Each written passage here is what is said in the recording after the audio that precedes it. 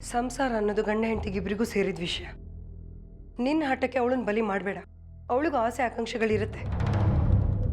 ನೋಡು, ಕಳೆದೋದ ಸಮಯ ಮತ್ತೆ ಬರಲ್ಲ. ಅದೇ ನಾಳೆ ದಿನ ನಿರೋಷನನ್ನ ದೂರ್ಕೋಬಾರ್ದು. ನಿಮ್ಮಿಂದ ಹೀಗಾಯ್ತಲ್ಲ ಅಂತ.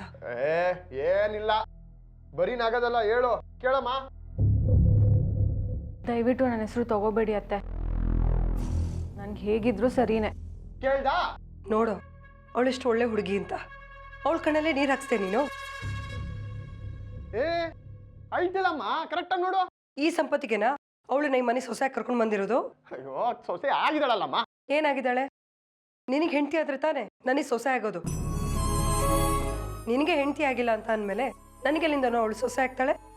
ನೀವೆಲ್ಲ ಸೇರಿ ನನ್ನ ಟ್ರಾಪ್ ಮಾಡ್ತಾ ಇರೋ ನನಗೆ ಗೊತ್ತು. ಹಾಗೆ ಅನ್ಕೋ. ನೋಡು, ಅಜ್ಜಿ ಇಟ್ಟಿದ ಮುಹೂರ್ತದಲ್ಲಿ ಶಾಸ್ತ್ರ ಮುಗಿಸ್ಬಿಡು ಅಷ್ಟೇ. ಸಾಧ್ಯ ಅಲ್ಲಮ್ಮ. ಸಾಧ್ಯ ಇಲ್ಲ ಅಂತ ನೀನ್ ನಿರ್ಧಾರ ಮಾಡಕ್ಕಾಗಲ್ಲ ಕಣೋ. ನಿನ್ನ ನಂಬ್ಕೊಂಡು ಬಂದಿದ್ದಾಳ ಅವಳು. ನಿಂದೇ ಪ್ರಾಬ್ಲಮ್, ಅವಳದೇನಿಲ್ಲ. ಪ್ರಾಬ್ಲಮ್ ಹೇಳ.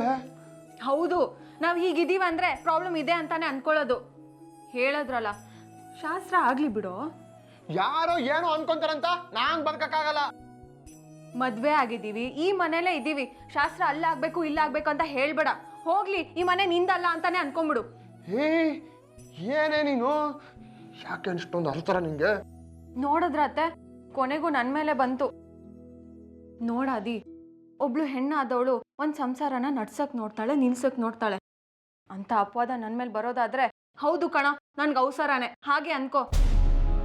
ಆದ್ರೆ ಈ ಶಾಸ್ತ್ರ ಮಾತ್ರ ನಿಲ್ಸೋದ್ ಬೇಡ ಕಣ. ನೀನ್ ಬೇಡ ಅಂದ್ರೆ ಆರ್ಯನು ಬೇಡ ಅಂತಾನೆ. ಅವ್ರ ಸುಖ ಸಂತೋಷಕ್ಕೆ ನೀನ್ ಯಾಕೆ ಅಡ್ಡಿ ಆಗ್ತೀಯ ಹೇಳು? ನನಗೂ ಅದಕ್ಕೂ ಸಂಬಂಧ ಇಲ್ಲ. ಅವನೇನಾದ್ರೂ ಮಾಡ್ಕೊಳ್ಳಿ, ನನಗೇನು.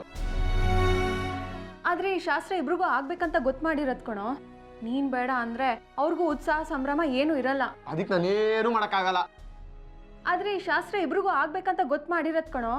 ನೀನ್ ಬೇಡ ಅಂದ್ರೆ ಅವ್ರಿಗೂ ಉತ್ಸಾಹ ಸಂಭ್ರಮ ಏನು ಇರಲ್ಲ. ಅದಕ್ಕೆ ನಾನೇನು ಮಾಡಕ್ಕಾಗಲ್ಲ. ಮಾಡ್ಬೇಕು ಕಣೋ, ನಿನ್ಗೂ ಜವಾಬ್ದಾರಿ ಇದೆ. ನೀನ್ ಈ ಮನೇಲಿ ಇದ್ಯಾ ಅಂದ್ಮೇಲೆ ಈ ಮನೆ ಕಟ್ಟುಪಾಡುಗಳಿಗೆ ನೀನು ಒಳಗಾಗ್ತ್ಯಾ. ಅವತ್ತೇನೋ ಮಾತು ಕೊಟ್ಟೆ, ಈ ಮನೇಲಿ ಜಗಳ ಆಗೋ ರೀತಿ ನಡ್ಕೊಳಲ್ಲ, ಯಾರಿಗೂ ಬೇಜಾರಾಗೋ ರೀತಿ ನಡ್ಕೊಳಲ್ಲ ಅಂತ. ಏನಾನೋ ಹೇಳಿ ತಲೆ ಕೆಡ್ಸ್ಬೇಡಿ. ನನಗೆ ಇದಕ್ಕೂ ನನಗೂ ಸಂಬಂಧ ಇಲ್ಲ. ಹೇಗೂ ಸಂಬಂಧ ಇಲ್ಲ? ಅತ್ತೆ ಮಗ ಅಲ್ವಾ ನೀನು? ಅತ್ತೆ ಈ ಮನೆ ರೀತಿ ನೀತಿಗೆ ತಲೆ ಬಾಗ್ತಾರಂದ್ರೆ ನೀನು ಬಾಗ್ಲೇಬೇಕು. ಅಂದ್ರೆ ಏನು, ನನಗೆ ಬಿಡುಗಡೆನೇ ಇಲ್ವಾ? ಬಿಡುಗಡೆ ಅಂತ ಯಾಕೋ ಅನ್ಕೋತೀಯಾ? ಬಂಧನಂತ ಅನ್ಕೊಳ್ಳೋ ಹಾಗಿದ್ರೆ ಮದ್ವೆನೇ ಆಗ್ಬಾರ್ದಾಗಿತ್ತು. ಮದುವೆ ಆಗೋದಕ್ಕಿಂತ ಯೋಚನೆ ಮಾಡಬೇಕಾಗಿತ್ತು. ಈಗ ಅವಳು ಸಫರ್ ಆಗ್ತಾಳೆ. ನಿನ್ನ ನಂಬ್ಕೊಂಡು ಬಂದಿದ್ದಾಳು ಅವಳು. ನಾನೇನು ಜವಾಬ್ದಾರಿಯಿಂದ ತಪ್ಪಿಸ್ಕೊಟ್ಟಿಲ್ಲ. ಇದನ್ನು ಜವಾಬ್ದಾರಿ ಅಂತಾನೆ ಅನ್ಕೋ. ನಾಳೆ ಶಾಸ್ತ್ರ ನಡೆಯುತ್ತೆ ಅಷ್ಟೇ.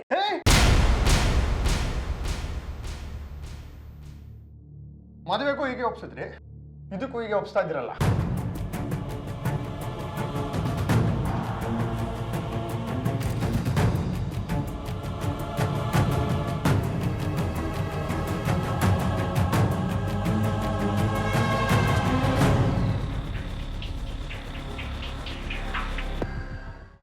ಅದನ್ನೇ ಮನಸ್ಸಿನಲ್ಲಿ ಇಟ್ಕೊಂಡು ಯೋಚನೆ ಮಾಡ್ತಾ ಇದ್ದೀಯಾ? ಮೊದಲು ಅದರಿಂದ ಹೊರಗಡೆ ಬಾ. ನಾನೇನು ಯೋಚನೆ ಮಾಡ್ತಿಲ್ಲ ಅಜ್ಜಿ.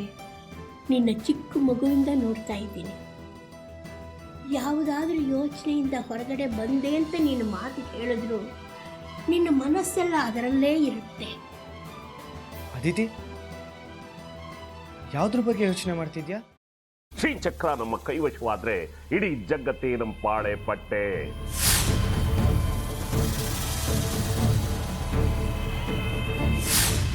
ನಾವಿದೀವಲ್ಲ, ನೀನ್ ಯಾಕೆ ಚಿಂತೆ? ನಮ್ಮ ಆಸೆಗಳೆಲ್ಲ ಪೂರೈಸುತ್ತೆ. ಅದಕ್ಕೆ ನಾನು ಹೇಳಿದ್ದು ನಮ್ಮ ಜೊತೆ ಕೈ ಜೋಡಿಸು ಅಂತ.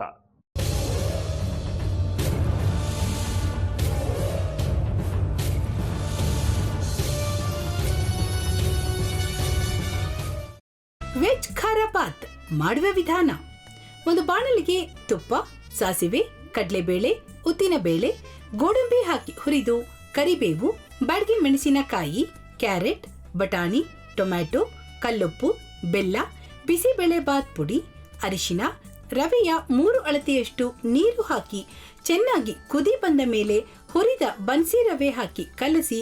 ಈಗ ವೆಜ್ ಖಾರ ಬಾತ್ ಸವಿಯಲು.